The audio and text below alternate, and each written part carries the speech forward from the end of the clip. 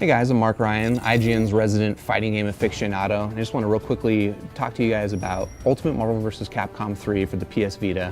I wanted to go over some of the differences in the PS Vita version, some of the things that they've done different, and just give you an idea of what to expect when this game comes out in February. All right, let's cut to the gameplay.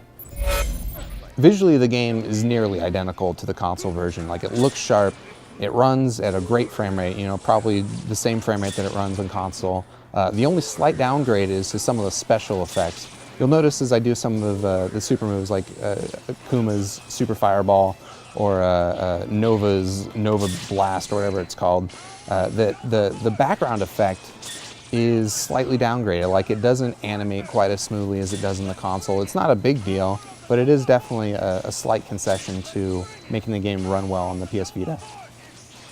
The other thing I wanted to show is that the game actually works quite well on the PS Vita's D-pad. Handheld systems aren't known for having very good D-pads, and truth be told, I don't play fighting games with D-pad normally, but I did want to show you that I'm actually able to pull off a lot of the combos that I normally perform on the console versions while using arcade stick, just using the PSP's D-pad, or the PS Vita's D-pad.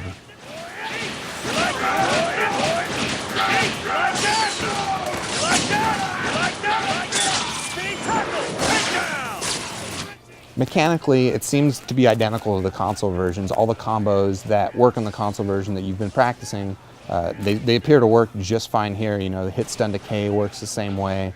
The combos that don't work on the console version don't work here. I wasn't able to do anything in the PS Vita version that I wasn't able to do or replicate in the console version, and that's good because the people that are playing these games, they don't want a different version on their PS Vita. They want it to be exactly the same.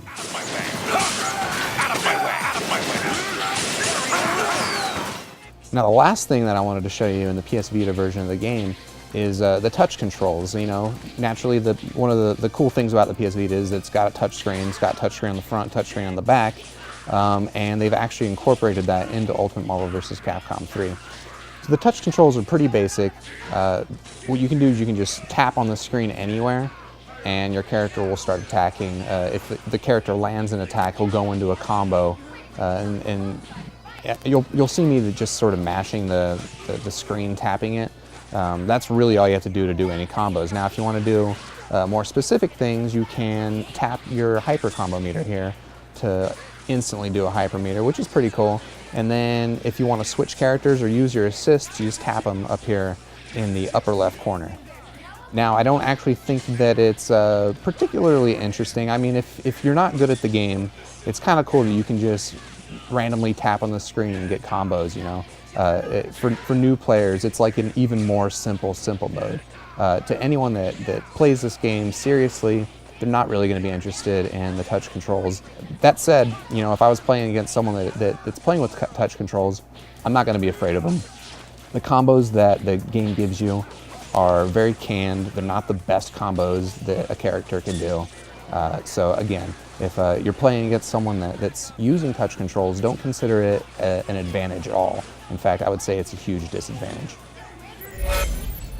And that's Ultimate Marvel vs. Capcom 3 for the PS Vita. I'm Mark Ryan from IGN.com. Check us out for more information on the game. Look for the review in the coming weeks, and stay tuned for all your PS Vita news.